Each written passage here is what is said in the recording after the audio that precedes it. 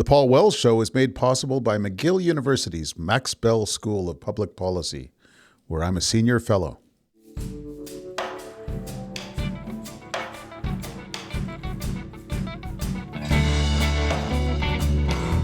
Are we having fun yet? Generally, people are interested in hearing about really dumb economics, because dumb economics is good politics, and that is the curse that we bear. This week, the federal election campaign. Policy, people, and events. We've got a full slate of guests to make sense of it all for you. We're all about the election this month. I'm Paul Wells. Welcome to the Paul Wells Show.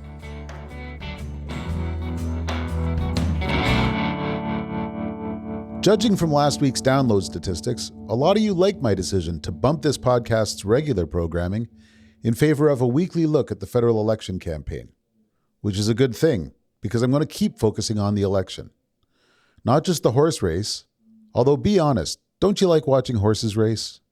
But also a closer look at the ideas, the policy proposals, and the personalities behind this election.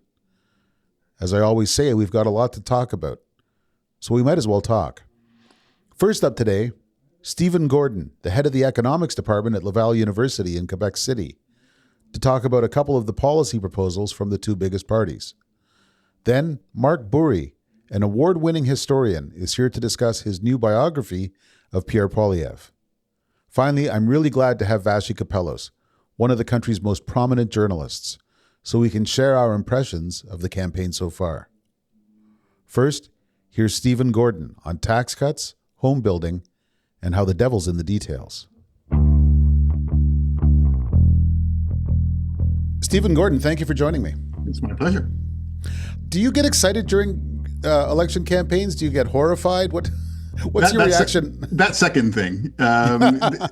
Generally, people are interested in hearing about really dumb economics, because dumb economics is good politics, and that is the curse that we bear. So it's generally unpleasant. We're forced to look through things that haven't really been thought through as economic policies. There are some pleasant surprises, but generally, when people putting together platforms, they don't really care about the economics. A decade ago, a friend and colleague of yours, Jean-Yves Duclos, got up and decided he was going to run for parliament, and he spent most of the intervening decade as a minister in the Trudeau government. I ask you because I've had the same thing happen to me. Suddenly a friend decides they want to be in parliament. How did you feel about that? And how do you think it's worked out? Well, on a personal level, we haven't really talked about that since, because, in some sense, he's gone off to do something. I have the greatest admiration on a personal level for someone who's willing to sacrifice what is a very pleasant, comfortable life as a university professor to do something that is extremely unpleasant and messy. So I can see the personal sacrifice. It's to fly back and forth from home into Ottawa every weekend. It's not fun. So I will always admire that dedication. I mean, he's not in it for the money. He's not in it for the glory. He really felt he wanted to do some public service. And so I'm not going to comment publicly about what I think he's done. I mean, I'm personally still very proud of him. And even publicly, I'm willing to say that I don't think I've ever seen him embarrass himself, which is actually kind of rare for this cabinet. Yeah, I think on a small number of occasions they embarrassed him, but that's a conversation we can have over coffee sometime. Now, I want to talk about a few ideas. First of all, because you often lament on Twitter that not enough of that happens in politics. And secondly, because we tend to complain as pundits that these folks only run on slogans or they only run on stagecraft and they don't put anything forward. But in fact, they push a lot of stuff to the middle of the table. And it's worth considering that. And maybe the place to start is within the first 24 hours, both party leaders had announced billions of dollars in income tax cuts. How do you react to that? Well, I mean, going up to the election, there's a lot of talk about, the structural problems facing the Canadian economy. And my reaction was that cutting the rate on the lowest tax income tranche, addresses basically none of them. So it was a very expensive way of doing nothing to actually address real problems. It's just one of those things. It sounds good for the politics. Everybody gets it. Everybody who pays taxes gets it. So it's going to be broad based. Everyone sees a tax cut. It's it's a little sugar pill for everybody. but that also means that there's like, billions of dollars that have been dedicated to that and not to something else. We're also in a situation where public finances are starting to become tight, and that's a pretty low priority. It's really hard to think of a problem that those tax cuts solve. Is that an argument that, assuming we want about as much government as we're getting, that we need to be paying more for it? Um, I think that's a very brave case to make. I've always thought, I mean, we still haven't really recovered from the GST cut from the Harper years. The Liberals never really bought into the argument of, government is worth paying for, let's pay more for it. It's basically, well, it turns out we can run deficits for forever, so let's not bother about that second thing. We'll just keep on spending more and just, watch the debt to GDP ratio, which is a dangerous game because, of course, when things get out of hand, that ratio goes up and doesn't really come down very fast. Like, during COVID, it spiked up, come back down, but it's not back to where it was before. Now, there's two. Oh, and incidentally, just a while ago, I said both parties. Of course, there's like a half dozen parties with real skin in the game, but I do tend to presidentialize. This is my quirk. Well, the NDP, I think they played with the threshold for the lowest tax rate, or was it the person exemption? Anyway, something they went to the same area and tried to dig up something new. Yeah. Okay. But going back to both parties, in other words, the Liberals and the Conservatives, each of those two parties has produced an idea that I think is interesting, and I wanted to see what you think of them. First of all, on the weekend, Pierre Poilievre addressed the feeling that industry doesn't invest, that private sector investment constantly lags in Canada, with this quite simple idea, which is that there would be no capital gains tax charged on capital gains if the proceeds were reinvested in Canada. So you reinvest in Canada, you don't pay capital gains tax on the amount that you reinvest. Sounds pretty good to me. Yeah, it sounded pretty good to Stephen Harper too. That's basically the same thing he promised back in the day. It never actually happened because it turns out the devil's in the details, and whenever you're going to start to making it possible to for really rich people, those are the ones who are going to have important capital gains, to not pay taxes. Well, the tax lawyers and the tax accountants are going to get right on that. And it turned out the Harper government never really could figure out a way of making that idea work without being completely fleeced. Reading the Conservative version, reading the Poilievre version this year, do you get the impression that they have figured out how to plug any of the holes in that rowboat? Since they haven't mentioned it, I'm guessing not. So that's, yeah. This gets at a kind of an ambient malady of our times, which is that none of these parties go into any detail about what they're proposing. I mean, you get 3 paragraphs, and when you ask for more, they give you 3 paragraphs with wider spacing. Like, yeah, it's a problem. Yeah. One example that I always kind of like to look back to is what the Liberals did in 2015. They had like that, council. They had like a little advisory council of people who weren't necessarily partisan Liberals, but who were professional economists and were willing to, say this is, if you want to do this is the kind of thing you have to do, and there are these various details. I mean, like the Canada Child benefit is like a great example of something that this is, if you want to do this, here's how you can do this, and and so. It is possible, but it does take a certain amount of investment, and you have to sort of abandon various things. Like even, for example, the Liberals for the Canada Child benefit, they had to abandon their tendency to prefer providing directly daycare services. Giving cash to parents was a conservative thing. The Liberals basically finally went around that, reversed themselves on that, and went farther than even Conservatives ever dared doing. So, these kinds of things are possible, but they are too rare. Yeah. Okay.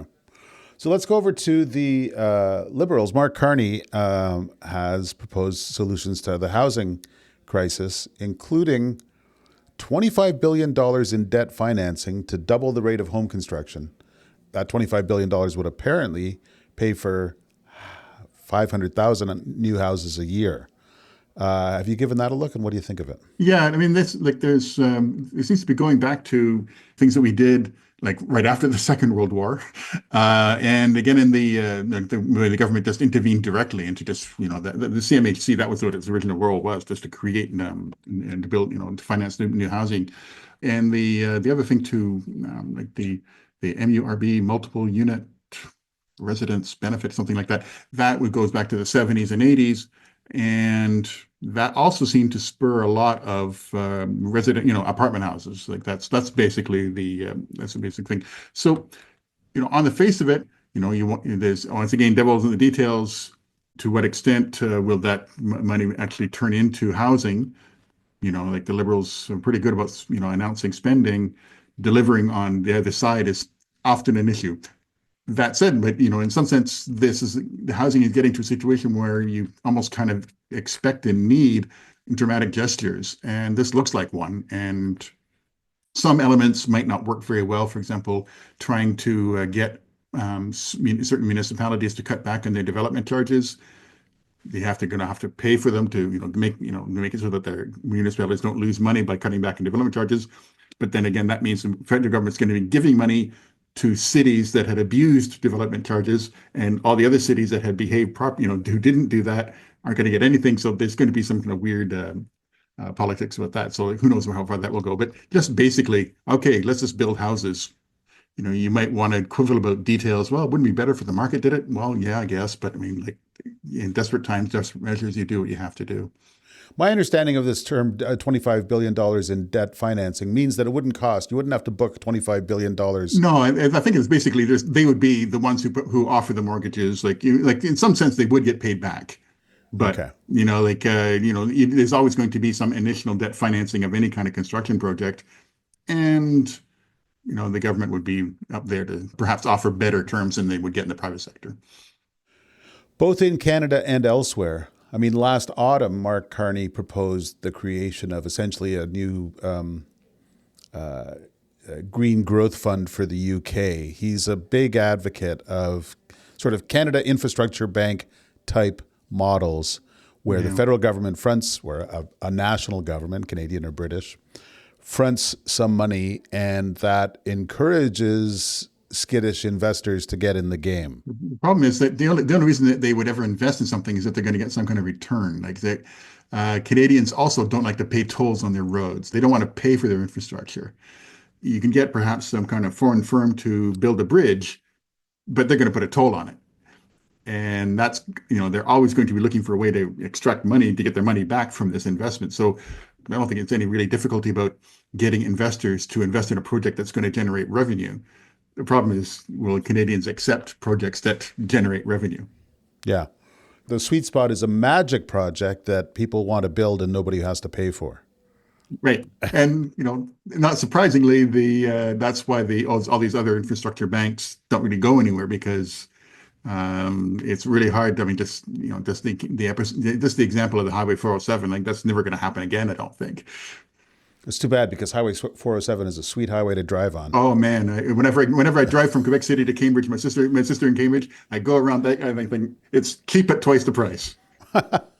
Okay, so to sum up, we're now like coming on a week and a half into this campaign.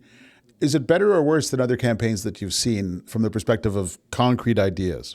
So far, like the liberal housing thing is probably the best one I've seen so far, just because sometimes a real problem, real money is being thrown at it, and then sometimes we're intervening directly at some, where we're not kind of hoping that some third party is going to intervene on the way that you hope that they will. So far, like that seems, if housing is one of the most important things, then that's probably a good one. Of course, in the backdrop of all this is the specter of whatever Trump is going to do tomorrow. We're speaking on April 1st. There's not much the Canadian government can do right at this point, but I guess we're going to have to see what happens in the next days. When Mark Carney last week put on his prime minister hat and said the relationship between the United States and Canada is over, and we will now the relationship to the extent that we were always going to be more and more deeply integrated. That one, I think, yeah. And now we're going to have to spend a long time and a lot of sweat to essentially build up muscles we haven't been using and right. and diversify our trade relationships. That seems to me like the definition of something that's easier said than done. Oh yeah, I mean, whenever like all the determinants of trade, things like geographical proximity, the size of the market, similar languages, similar legal structures, everything points to the United States. Yeah, it's going to be really hard to, get water to flow uphill. Okay, on that cheery note, happy Liberation Day.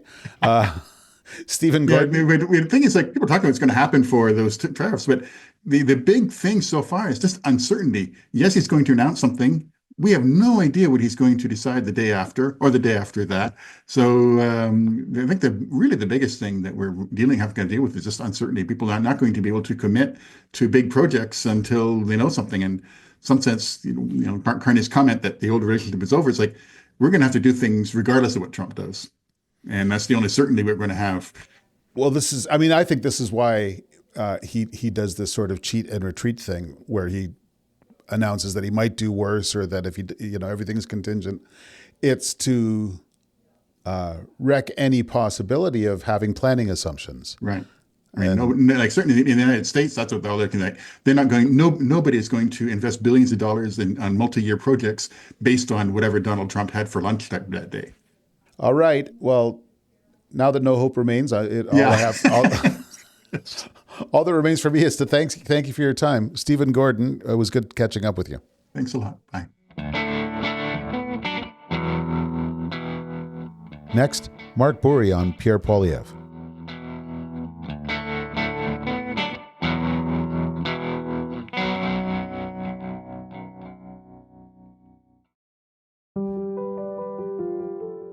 I want to take a moment to thank the people who support this show. Tackling the complexity of global challenges demands a different approach to public policy. The Max Bell School of Public Policy's teaching, research, policy engagement, and public outreach develops the skills and understanding to solve the most important issues facing Canada and the world today. They offer several public lectures and conferences throughout the year on current policy conversations and provide an 11-month intensive master's program to prepare the next generation of policy leaders. Learn more at mcgill.ca/maxbellschool. This is the second time I've had a Pierre Poilievre biographer on the show.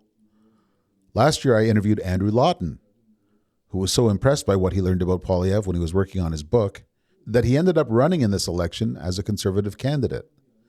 It's fair to say Mark Bourrie won't be doing the same. Bourrie is less sure that he likes Pierre Poilievre, although there's room in his book, Ripper, for some praise of his subject.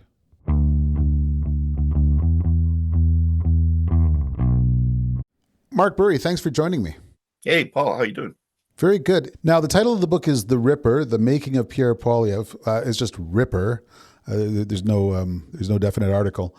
And it comes from something that David Brooks, the New York Times columnist, wrote, which is that some people in public life are weavers. They integrate different strands and they try and build something delicate and beautiful. And some people are rippers.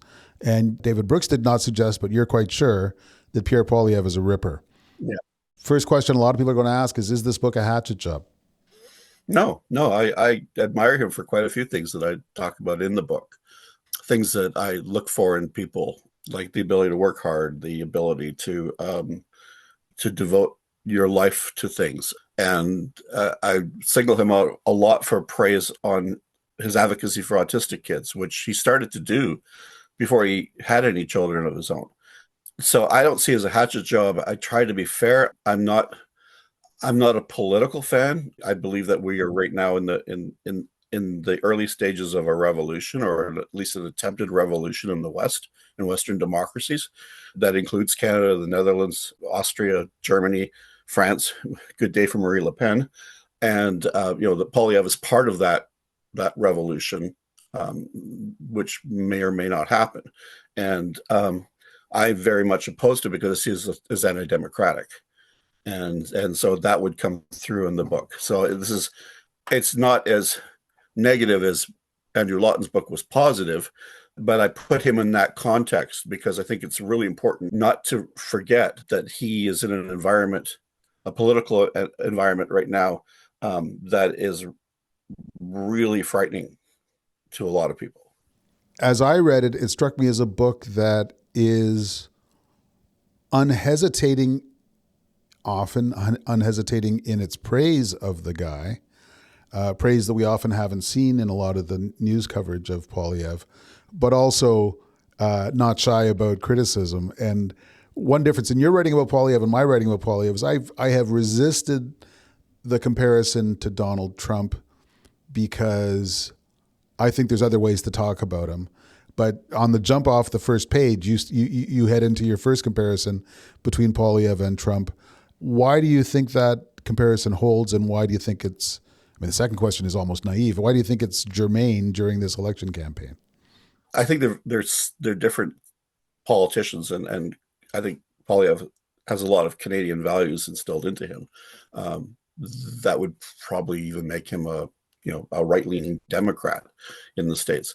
But they're both tapping into the same working class anger, the same working class frustration, and offering very simplistic answers to that.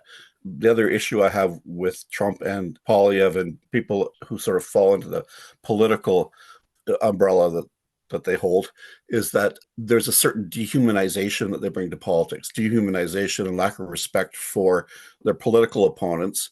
There's just no collegiality at all, and no respect for people that they disagree with as people, and no inclination at all to listen to other people's take on things and come at it from the point of view of traditional conservatism and liberalism, I suppose, in Canada, that you may be wrong, but at least I'll respect you for it. And I'll actually cherry pick things from what you say and maybe incorporate them into my beliefs and my policies. But that's not what we're seeing on either side of the border. It's us against them. And that is the most frightening part of this. Frightening. How come? Because I see democracy as not as a system, but as a goal. And this is not something Poilievre started by any means, but we're seeing more and more power concentrated in small cliques at the center of power, and legislatures, legislative bodies, ministers, cabinet secretaries of the states, cabinet ministers in Canada, becoming just basically props for a core group of people who run things. I think this is contrary to democracy. Democracy took an awful long time to happen. It's not an invention of the American founding fathers. It's something that people pushed for in the Enlightenment and applied ideas of reason to, and applied ideas of social contract to. And I think if it's trashed, if democracy itself is disrespected and it becomes sort of labeled and pushed aside, that we'll never get it back. That we'll always live in a society run by plutocrats and by ambitious groups of people who are able to get control of political parties and then get control of, say, the Prime Minister's office or get control of the White House in the States. That is my big concern. So this suggests a big difference between Pierre Poilievre and Stephen Harper. Stephen Harper had and did things that could easily be criticized, but he was also explicitly Burkean. He believed that one job of conservatives is to move institutions forward rather than jettison them. And if I understand correctly, you would say that Poilievre has none of that in him, essentially. Well, none is a big, I'm not a big fan less. Of less. Well, part of the problem in Canada is you can look at Harper's government and find it, is the lack of strong regional ministers and the lack of real connection to Parliament. So I think some institutions, Harper was a policy wonk, wanted to do certain things with certain institutions and kind of derail other institutions. I think he had a healthy respect for the idea of a separated judiciary and appointed judges accordingly. But then he didn't see the media as a legitimate overseer or sort of part of the overseeing bodies that keep checks on governments and provide feedback to government and communicate government to the people. And, this has been happening since, Pierre Trudeau. I just was reading Eric Nielsen's book, The House is Not a Home, and just thinking about those kind of strong ministers that Brian Mulroney had, like Bazinkowski and Nielsen and Bouchard, and how we don't have those anymore, and how those people brought something to Ottawa from the regions and were able to go out and represent Ottawa in the regions. I think that contributes a lot to the fragmenting of this country.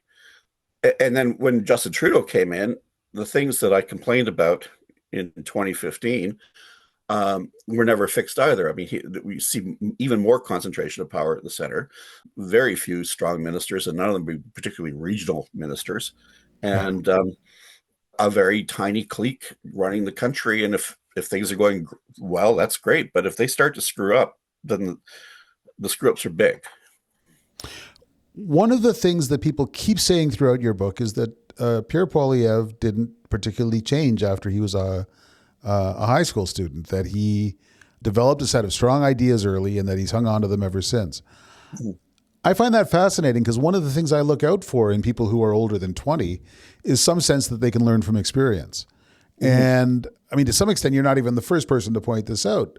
Andrew Lawton, whose biography of Poilievre last year was a prelude to Andrew going off and running for Parliament. It's a small world. Yeah. to join Poilievre's caucus. He makes the same kind of point that Poilievre at 14 doesn't have the chops, doesn't have the kind of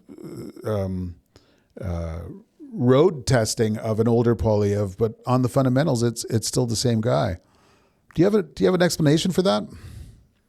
I think he's lived in a bubble all his life, even as much as Justin Trudeau. It may be more so since Trudeau took off and hung around the bars and things in BC and did God knows what as a kid. We'll probably find out eventually. But with Poilievre, he's in a family that's very conservative, in a part of the country that's very conservative, at a time when I hate to even use the word conservative for reform, because I don't see them as conservatives. I don't even see Poilievre really as a conservative. But anyway, I digress. The time, the place, the family, the friends, the local media, everything buttresses that worldview and his take on things, so that he develops it early and he just keeps going with it, and he's never really challenged on it. As you watch the campaign unfold, and as I keep reminding myself, we've only seen a week of it. I know, it feels like a year. But... Yeah, well, this is it. I mean, are there elements of Poilievre finally getting a chance to campaign for the office he's wanted all his life? Are there parts of it that surprise you? Are there parts of it that you think reinforce the arguments in your book? How do you match the Poilievre in your book against the one that you're seeing on TV every day these days? The sort of stubborn rigidity reinforces what's in the book. What surprises me is I thought he was better at politics than he is at this point. Now, I think he's better at politics than me. So maybe he's got it right and I don't, and we'll count the marbles in 4 weeks. But he's sticking to the plan doggedly, even though some nervous Nellies are losing it and trying to push out Jenny Byrne. But it's real Poilievre. This is the campaign that he has wanted to have for 2 years. Is he campaigning in 2024 when everybody else is in 2025? Or is he playing a game that might pay off in the end, where he can be like Harper and sell enough things to enough sort of groups in society, throwing policies out to older people, throwing policies out to working people, giving them write-offs for their tools and things for the many independent contractors in the country. That might work. It may be, when the Carney blackface pictures show up, or the video of Carney peeing in a cup shows up, the wheels might come off the Liberal campaign too, and he might win. So, who knows? But to answer the question, I see that he isn't changing for the campaign, but I've always seen him as a skilled politician. And I don't know why he would stand in front of a sawmill in BC, where I'm sure everybody is scared to death they're going to lose their job, and talk about fentanyl. This boggles the mind. We're talking like Tom Mulcair level of inability to gauge a situation. Okay, on that note, I guess we'll both be comparing notes as we go forward on how this amazing election continues. It's a real pivotal election. This is like 1891 or 1945, where Mackenzie King was able to turn back the NDP threat. And then, for the first time, really, in more than 100 years, we have this existential threat to Canada. And that has to be addressed by everybody. And I'm able to get that into the book, thank God, that we were able to close it after that came up. But I think that's what's on people's minds. It's what I think about every night when I go to bed. And it's pulling the country together in strange ways, and it's tearing the country apart in strange ways. And whoever can harness it, understand it, and become the sort of symbol of Canada will win this election. That's my take on it. The book is called Ripper, The Making of Pierre Poilievre. It's on Biblioasis, and the author is one of the country's leading historians. Thanks for joining me, Mark. Talk to you soon. Thank you, and thanks for reaching out.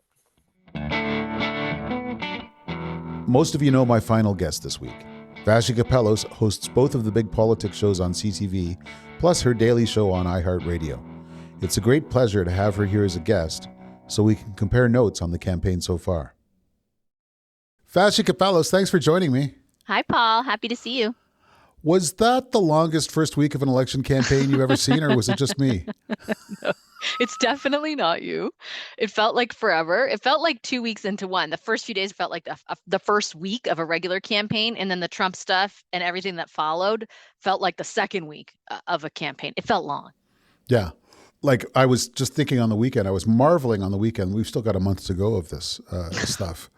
And it looks like there's sort of two questions before us. One is this an ordinary election, or is this a future of the country election? And secondly, can Pierre Poilievre fight back against this kind of massive rolling narrative concocted by our colleagues that he's toast? It's a perfect framing, I think. Yeah. I don't know the answer to either yet. What struck you in the first week? I think what struck me is sort of, in line with the two things that you just mentioned. On the first part, what struck me was the degree to which, if we are talking about the future of Canada, the two parties that likely, have the chance at forming government, how similar the ideas that they're putting forward are. Like how much lack of daylight between their views of what policies will actually create a situation where we're not as vulnerable as we are right now. On the affordability front, they want tax cuts. Everybody wants to build an energy corridor. Like it's very similar, right? And that actually stood out to me because you got hints of it in the first few weeks leading up to the campaign. But now with actual policies that they're putting forward, I think it's like cemented that there is sort of a convergence where that is concerned. The other thing that stood out to me was the second part of what you said, right? This sort of narrative that dominated the weeks going into the campaign again, but kind of came to a fever pitch after those tariffs were announced or the executive order was signed. And then a few hours later, Corey Teneycke was like, you guys are toast.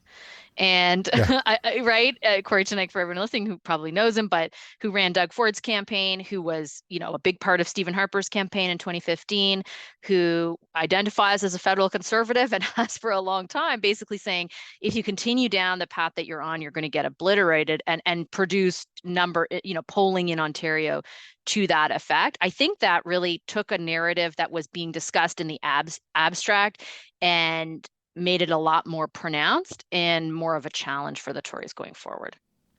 And going back super far, young Corey Teneycke and young Jenny Byrne were both fixtures on the Reform Party youth caravan in the 90s. Like how times have changed, Paul. They've been, I think, mostly friends for as long as they've been in politics. And even I think as recently as a few months ago, because I remember talking to Corey, because he's on our show on Sundays, about their interactions in reference to his appearances, right? Like it wasn't the way it was last week, all year or anything. Yeah. It's interesting what you said about the response to Trump, which is that it's hard to slip a dime between what Carney is concretely proposing and what Poilievre is concretely proposing. And it's the difference between the extraordinary polarization of our campaign rhetoric and so Rory Stewart, who's the former UK Tory MP who co-hosts the Rest is Politics show in Britain, he was in Canada a while ago and he was remarking on how everyone in Canadian politics seems angry at each other, but they would all fit quite comfortably within the Democratic Party in the United States. And I see it in my comment boards on my newsletter when Carney proposes something that is nearly verbatim something that Poilievre could have said or has said. A bunch of my commenters say, yeah, okay, yeah, sure, except Carney doesn't believe it, and he's only going to, it's only going to be toys for the boys, and it's just a spoil system for the liberal hack network. And then when Poilievre says something that's entirely within the ambit of what Carney might say, everyone says, yeah, but he's a Nazi. And it sort of leaves me wishing that we could actually talk about real things in this country, but that we're not there yet. No, I think you're absolutely right. Like there's just, I mean, a lot of that has become hard, and you wrote about that in your book around like how politicians in general, particularly over the last decade, have been able to use that polarization to their electoral advantage. And that has cemented the lens with which, and I even have examples of that. So when the government is sitting, when the government's been the Liberals for the last number of years, I get a ton of mail from people saying, you're too hard on the Liberals. What's wrong with you? You biased conservative hack. Since the election has started, the majority of the mail has been the other way, saying, we thought that you were actually tough on the government, and now look at you, you're just like the same as every bought and paid for liberal media shill, only because there's an equal application of accountability to all the parties because we're in a campaign. And it's just striking to me that like they're looking for examples of something that underscores what they already think. And I think like that is further manifested through what you're describing in the way that they're viewing the two candidates right now. Because there is tone differences. There's definitely a lot of differences between the personalities. But as far as the concrete things they're proposing on this existential question we face around how to avoid ever being in this position again, like not a lot of daylight. Are you going out on the road at all? I am not, no. Yeah, no, too many shows. you're stuck. Hoping they all get to air, yeah. You're glued to a microphone a little bit like me, I would love think. to. I would love to. I miss it very much. It's fun watching all my colleagues, but no. What's the first federal campaign you covered? 2011. Okay. Well, that was a biggie. That was... it was, yeah. That was Orange Wave. That was Liberals in third place. Mm-hmm. We always have this sort of running debate about whether it's useful for reporters to be that far forward, whether we're missing what the country is saying because we're so glued to what the leaders are saying. Where do you stand on those questions? I think there's value in both, and I think it doesn't have to be mutually exclusive. I think like, any news organization can leverage the assets they have in a way that produces the most, I think, comprehensive coverage. I'm not saying that everyone does, but I think it's possible. You have a ton, like, for example, we have local reporters who have extensive experience in their communities. It's not like they don't understand federal politics. So there's an ability to cover stuff that's happening in areas and in places that you don't see the leaders. I do think it's necessary to be there for true accountability, though. And I think like there's a ton of examples even happening as we speak around this candidate. For example, for the Liberals, like, Mark Carney getting grilled about the Liberals' response to that. I'm not sure if you weren't on the bus, you didn't realize that it was a vulnerability, you weren't having those conversations, and you weren't able to see, day after day after day, how the evolution of the response is taking place. Like if you would be as well placed to ask those questions or to figure out why this might be a potential vulnerability for a party or a challenge or a wider issue moving forward. So I see value in both of them. And I think like, especially somewhere like where I work, we're aiming to do both, and I think you can. Yeah. The candidate you referred to is the Toronto area Liberal MP who invited people to deliver his opponent to the Chinese consulate to collect a bounty. Apparently that's a no-no. And then said sorry.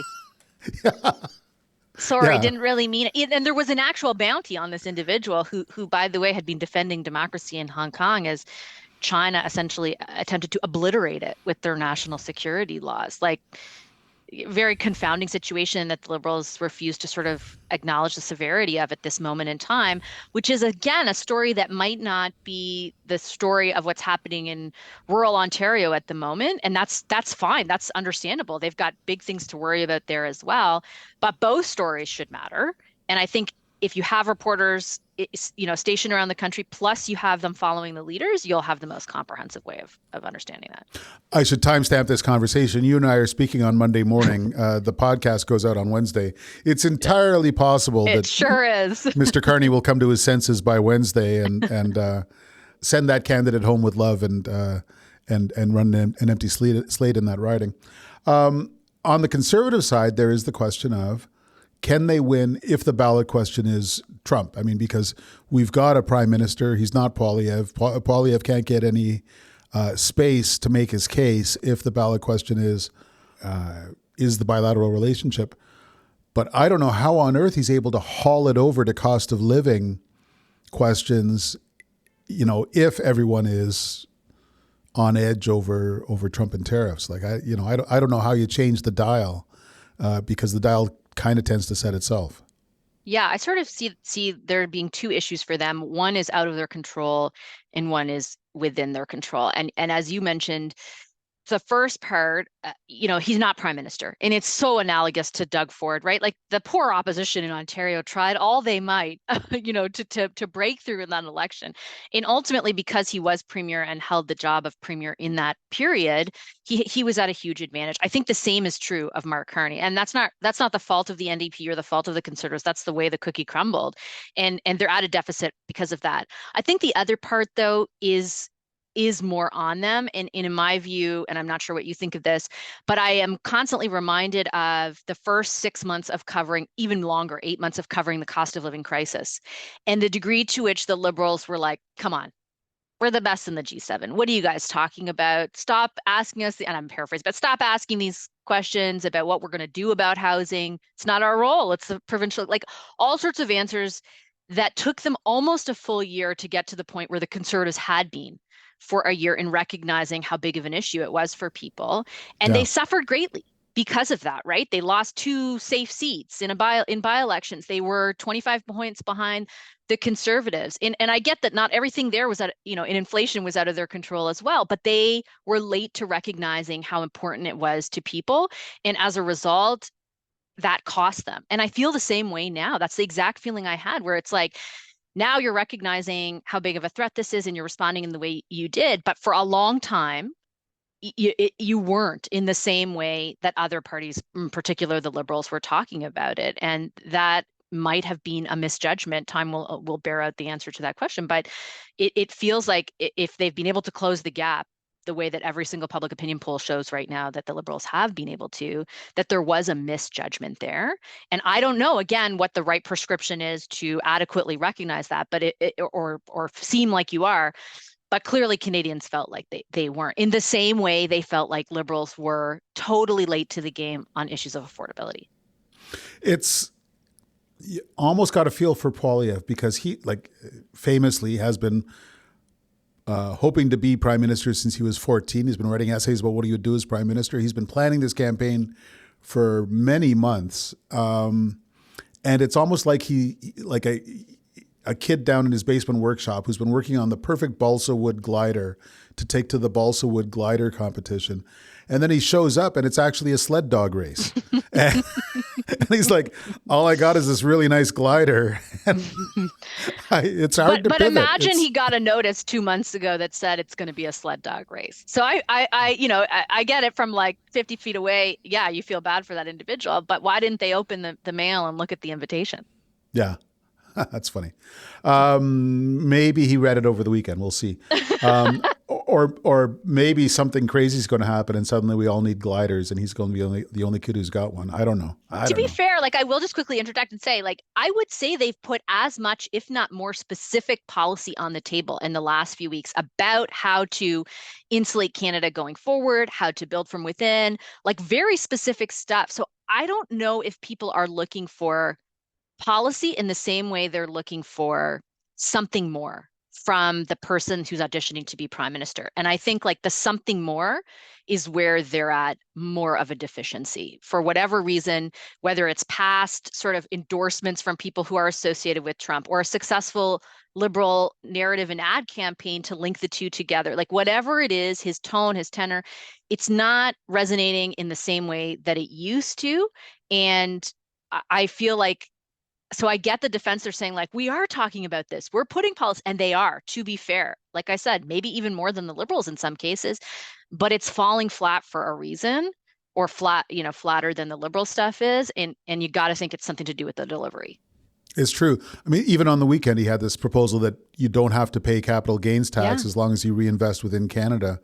Lagging private sector investment is a long-standing problem in the country.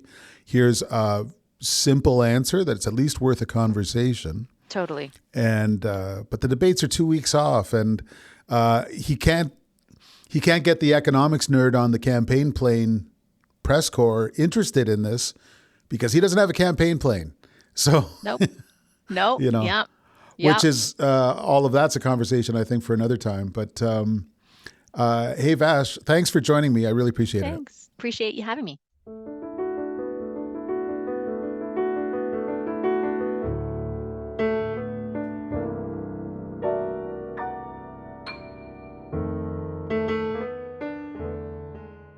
Thanks for listening to The Paul Wells Show.